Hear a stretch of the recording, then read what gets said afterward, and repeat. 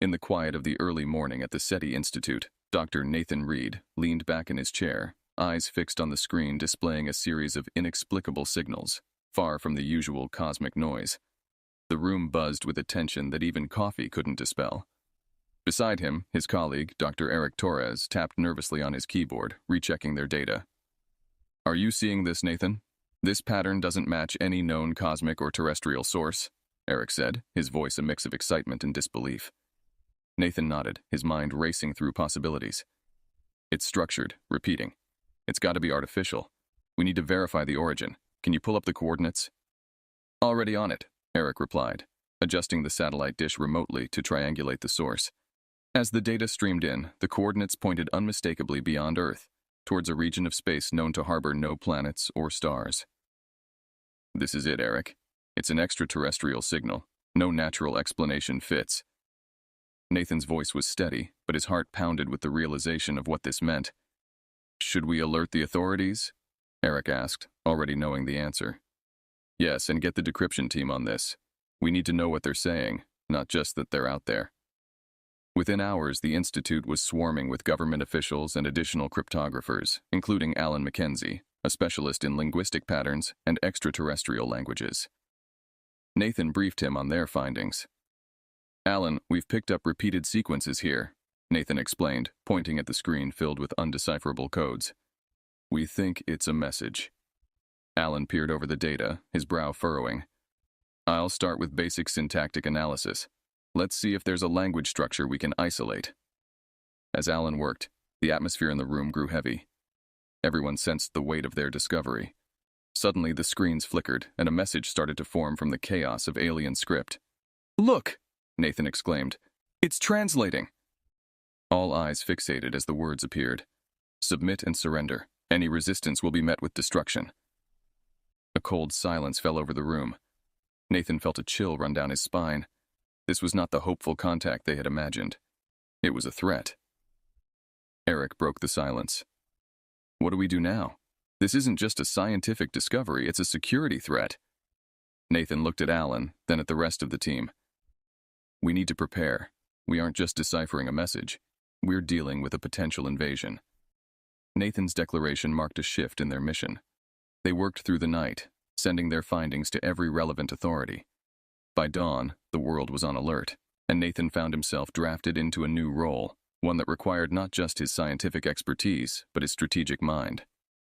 The following days were a blur of briefings and planning sessions. Governments worldwide unified under the threat, pooling resources and information in a way Nathan had never seen. He was introduced to General Marcus Lee, who would lead the defense efforts. "Dr. Reed, I've read your reports. Your insight could be crucial," General Lee said during their first meeting. His demeanor was stern, but not unkind. "I'll do whatever I can to help," Nathan replied, understanding the gravity of his new responsibility. Together, they formed a plan, not just to defend Earth, but to understand their enemy. Every decoded piece of data could be the key to survival. As the world braced for what was to come, Nathan and his team knew that their work had only just begun. They were no longer observers of the cosmos. They were warriors preparing to defend their home. The calm before the storm was tragically short-lived. Within weeks of the first communication, a dark shadow cast itself across Earth as the massive Zorlak fleet emerged from hyperspace. From the command center, now hastily established under NORAD, Nathan Reed and General Marcus Lee watched as satellite images relayed real-time data of the imposing alien armada. "Each of those ships is about 5 times the size of our largest aircraft carrier," General Lee pointed out grimly. "And there are hundreds of them." Nathan, equipped with a headset, continued to coordinate with international decryption teams trying to make sense of any further Zorlak communications. Beside him, a military strategist, Colonel Jeff Sanders, was sketching rapid defense deployments on a digital map. "Can our missiles even breach their shields?" Nathan asked, looking over to Jeff. "We're about to find out," Jeff replied, his voice tense as he coordinated with units worldwide. "Launch on my command. Now." The room fell silent as everyone watched the screens. The missiles streaked through the atmosphere, a brilliant display of Earth's readiness to defend itself.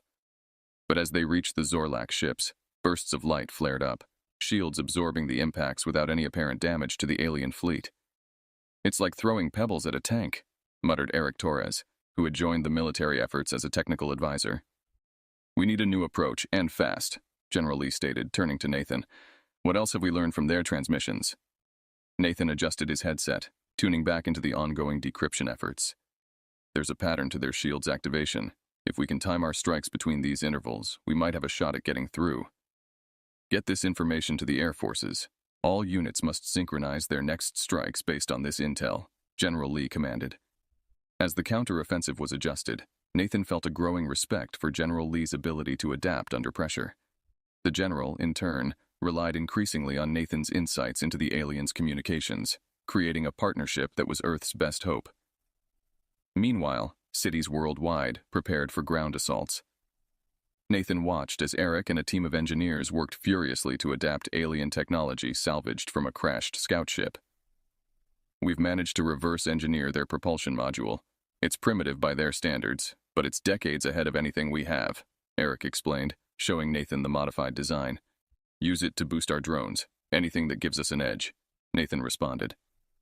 The Zorlax began their descent towards Earth, initiating skirmishes that turned into battles in major urban centers.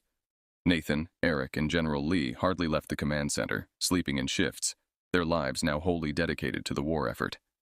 In a particularly brutal encounter, alien troops landed in Paris. The city, already evacuated, became the site of a fierce confrontation.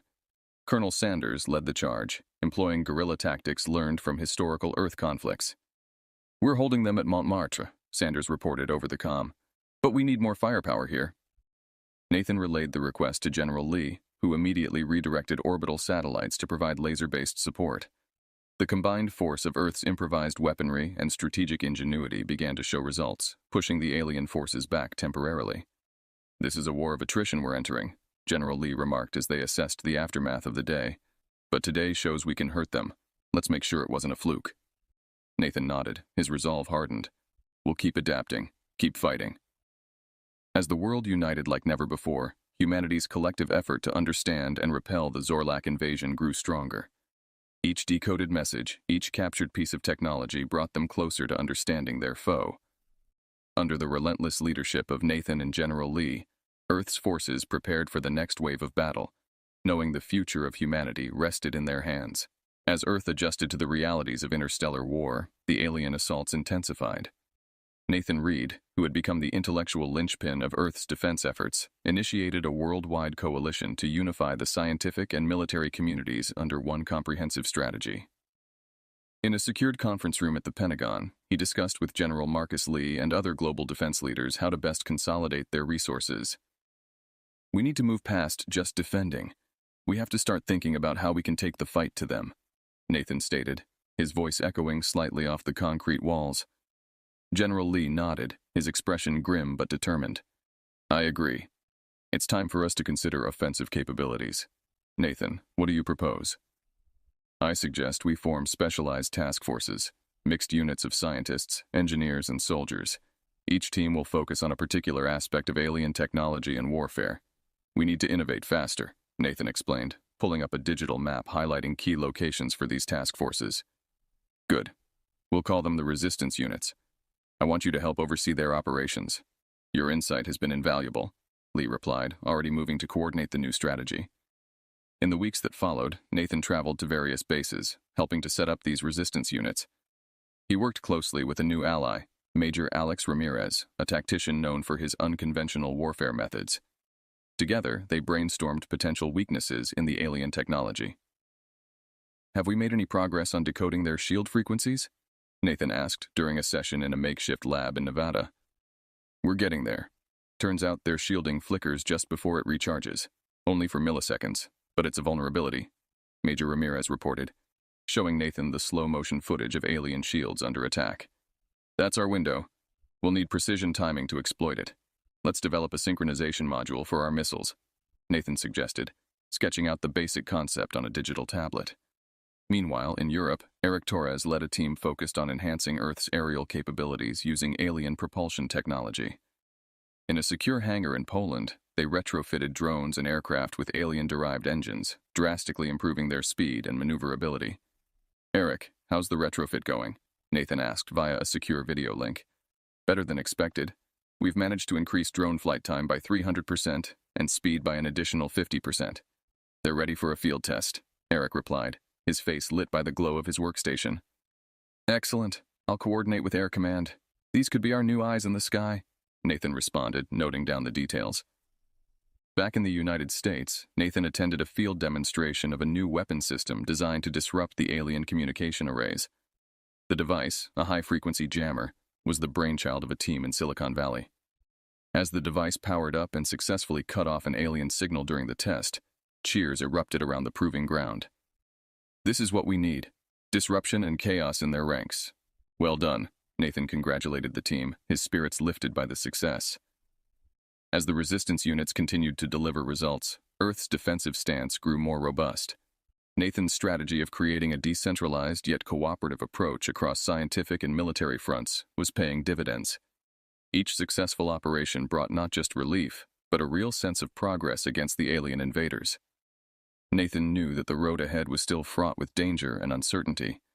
But for the first time since the Zorlak's arrival, humanity was not just surviving. It was fighting back with growing confidence.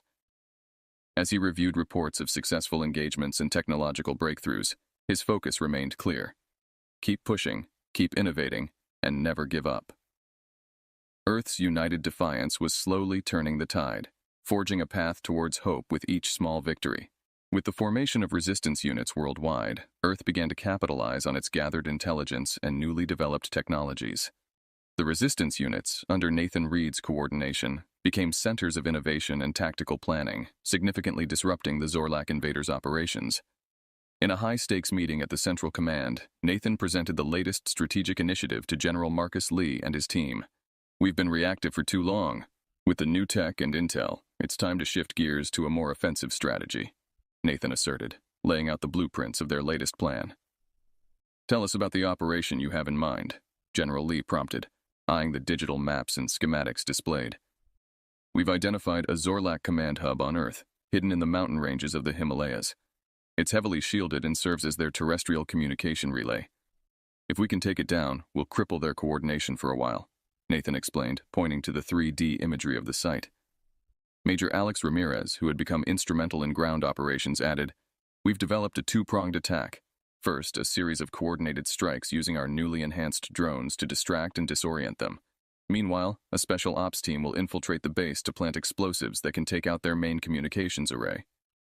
General Lee nodded approvingly. What do you need from us? Air and ground support to secure a perimeter, and we need to keep this as quiet as possible. Any leak could jeopardize the whole operation, Nathan replied. The operation, codenamed Silent Thunder, commenced under the cover of night. Nathan, from a mobile command center, coordinated the attack, maintaining open lines with both the aerial drone teams and the ground forces led by Major Ramirez. As the drones, now faster and more agile thanks to the alien propulsion technology, began their assault, the Zorlak defenses scrambled in response. In the chaos, the Special Ops team, equipped with stealth gear and armed with high-impact explosives, made their way into the heart of the alien base. Their progress was monitored closely by Nathan, who provided real-time intelligence updates. Team Bravo, you're approaching the third checkpoint. There's less activity than we expected. Looks like the drone feint is working, Nathan relayed. The team, moving through shadowed corridors, reached the central hub without encountering significant resistance. Setting the charges, they prepared for a swift exit. Explosives are set. Detonation in 2 minutes. We're moving out, whispered Captain Helena Santos, the team leader. As the team retraced their steps, the explosives detonated, sending shock waves through the alien command hub. Satellite imagery later confirmed the destruction of the primary communications array, severely impairing the Zorlak operational capabilities on Earth. Direct hit. The base is down, Nathan confirmed, a hint of relief in his voice. Back at the command center, cheers broke out among the staff. General Lee patted Nathan on the back, a rare smile crossing his weathered face. This is a significant blow to the Zorlak forces. Well done, Nathan, and all teams involved, General Lee announced. In the aftermath of Operation Silent Thunder, reports of confusion and disarray within alien ranks surged. Without their primary communication relay, the Zorlak struggled to coordinate counterattacks, giving human forces much-needed breathing room. Nathan, reviewing the operation's success, felt a surge of cautious optimism. This is just the beginning. Let's use this momentum. Keep pushing the technology envelope and strike them before they can regroup, he said to his team. As Earth's forces gained confidence, the tide of war seemed, for the first time, to be turning in humanity's favor. With each successful mission, the possibility of winning the war against the Zorlax grew from a distant hope to a tangible goal. Nathan knew the path ahead would still be fraught with challenges, but for now, Earth could celebrate a hard-fought victory. Following the successful Operation Silent Thunder, Earth's tactical momentum continued to build. Nathan Reed and his team were not content to rest on their laurels. They knew that the Zorlak fleet still posed a significant threat. In a secure command center, Nathan and General Marcus Lee planned their next major strike. This victory has given us an opportunity to push further, to strike at the core of their fleet. If we can infiltrate their flagship, we could potentially end this war, Nathan proposed, his eyes locked on the holographic display of the alien fleet. General Lee, studying the fleet's patterns, nodded slowly. It's a formidable target, Nathan. Their flagship is the most heavily armed and protected of all. What's your plan? Nathan outlined his strategy, involving a decoy operation to draw the flagship away from the main fleet. We've managed to reverse engineer enough of their technology to spoof their communication signals. We can lure the flagship into a preset trap. Once isolated, our special ops team can board it, deliver a payload that disables the ship. Major Alex Ramirez, who had become a key player in these operations, added, "We have the element of surprise on our side. They won't expect us to be so bold." "Bold or crazy," muttered Eric Torres, who had joined the meeting to provide technical insight. "Sometimes they're the same thing," Nathan replied with a half-smile. "Eric, we'll need your expertise to ensure our tech is up to scratch." Eric nodded, already deep in thought about the technical challenges they would face.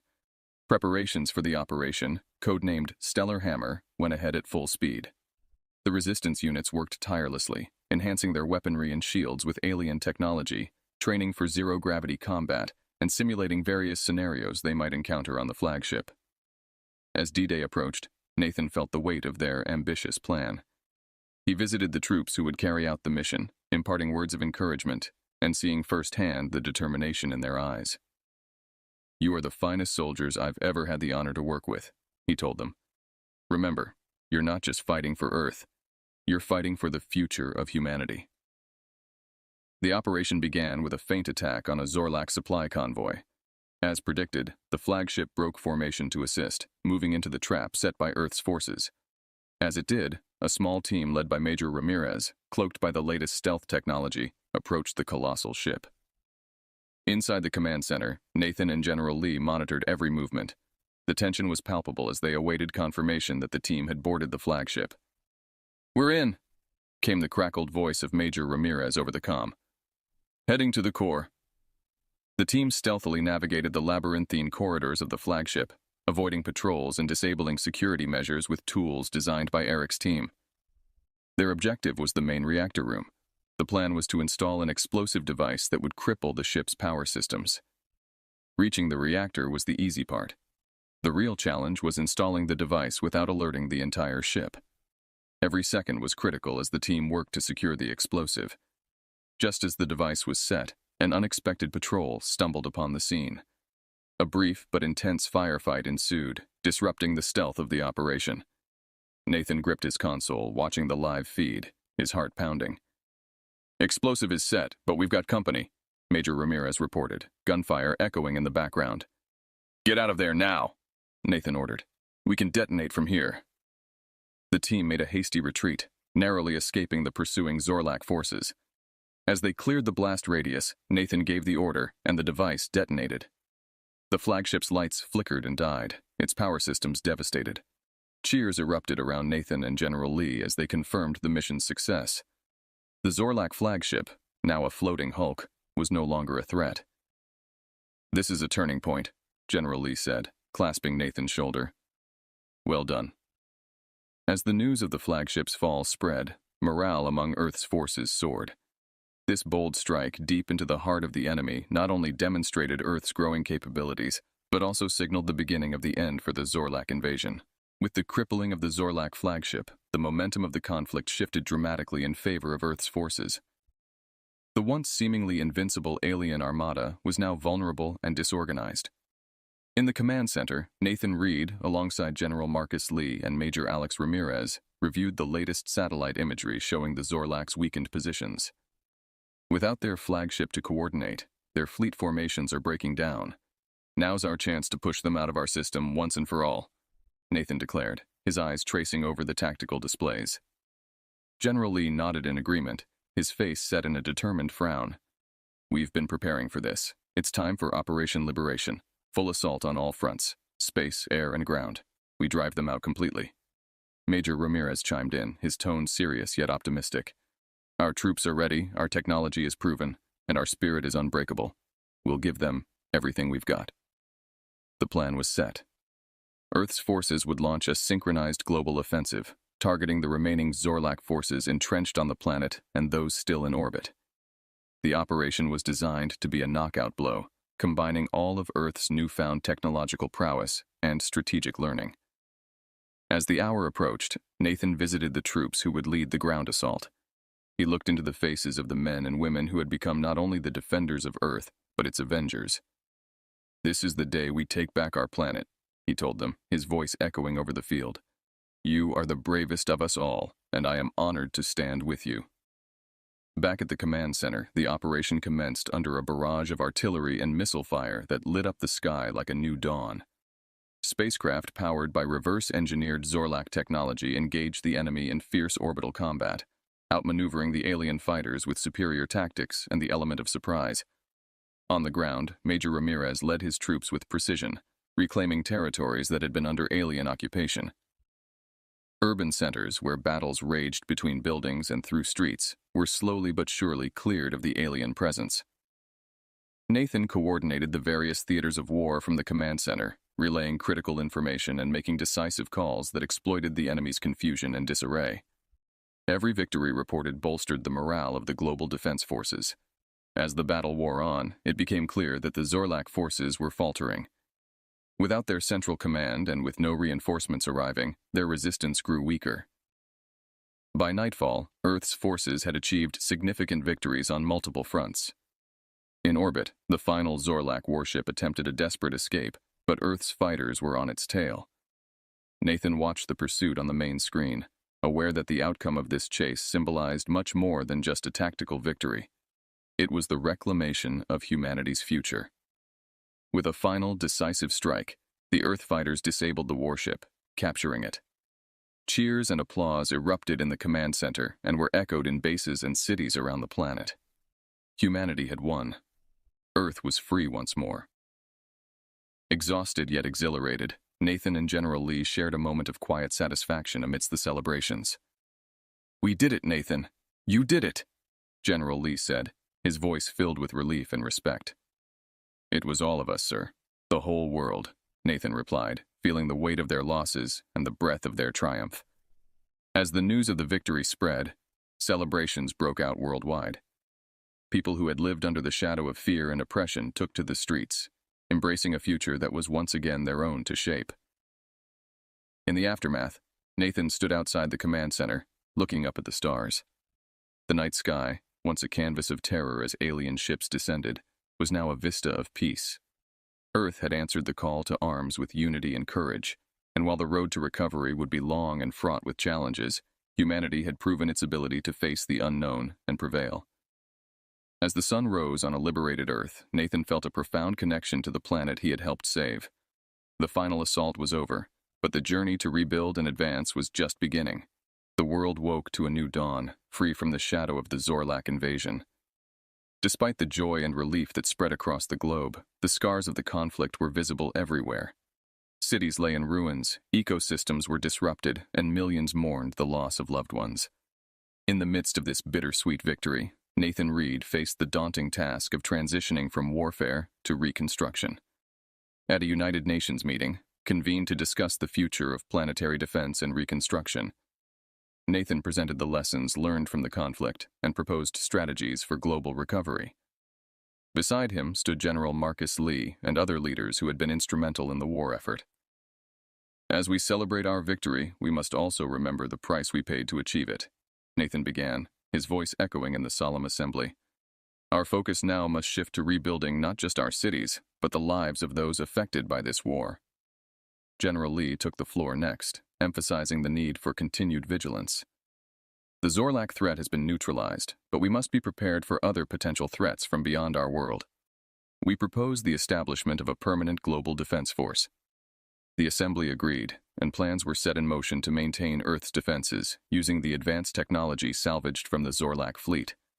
Nathan was appointed to lead a new scientific community focused on integrating alien technology for peaceful purposes, ensuring that humanity's next encounters with extraterrestrial life would be handled with more foresight. Back home, Nathan visited the ruins of what was once a vibrant neighborhood in his city. Walking amidst the rubble, he met with survivors and volunteers who were clearing debris and rebuilding homes. The resilience of the human spirit was evident in their determination and hope. "We lost so much, Nathan," said a young volunteer, handing him a piece of twisted metal that was once part of a child's playground. "But we're still here, still fighting, not just to survive, but to live again." Nathan nodded, deeply moved. "And we'll build it better, not just rebuild, but improve. Make sure that our defenses and our infrastructure are the best they can be." In the following months, Nathan dedicated himself to these rebuilding efforts. He helped design new urban centers that were more resilient and sustainable, incorporating both human and alien technologies. Environmental recovery programs were launched to restore damaged ecosystems, and new educational initiatives were introduced to teach the next generation about both the perils and potential of contact with alien civilizations. Yet, amidst the flurry of reconstruction and innovation, Nathan found himself haunted by the memories of those who had been lost. In a quiet ceremony, he joined families and friends in planting a memorial garden, where each tree represented a life lost during the invasion. It was a place for reflection and remembrance, a testament to both the fragility and the fortitude of life. As Nathan stood before the garden with its young trees swaying gently in the breeze, he felt a mixture of sorrow and hope. The world was moving forward, but it would never forget the cost of its freedom. "We will carry these memories forward, not as a burden, but as a beacon, a reminder of what we've overcome and what we must safeguard," Nathan declared to those gathered. The chapter of the Zorlak invasion had closed, but the story of humanity's journey into the cosmos was just beginning. With new technologies, new allies, and a new understanding of the universe, Earth was no longer just a participant in the cosmic dance, but a strong, resilient leader, ready to face whatever challenges might come next. The dust of war had settled, and Earth had begun to heal from the scars left by the Zorlak invasion. Cities were being rebuilt with a combination of human ingenuity and alien technology, now a testament to Earth's resilience and newfound capabilities. Nathan Reed, who had been pivotal in the war and subsequent recovery efforts, now led a newly formed Global Exploration and Defense Initiative, HFY, dedicated to ensuring Earth's preparedness against future threats and exploring the possibilities of peaceful space exploration. In the high-tech conference room of the JEDI headquarters, Nathan convened the first meeting with his team, composed of top scientists, military strategists, and diplomats from around the world. The large screen at the front displayed a map of the galaxy, dotted with points of interest identified from the Zorlak data archives. "Our victory has given us an unprecedented opportunity to advance our knowledge and establish a presence in space that is defined not by conflict, but by curiosity and cooperation," Nathan explained, his voice filled with optimism. "We have the tools and the knowledge now to not just defend Earth, but to be a part of the larger cosmic community."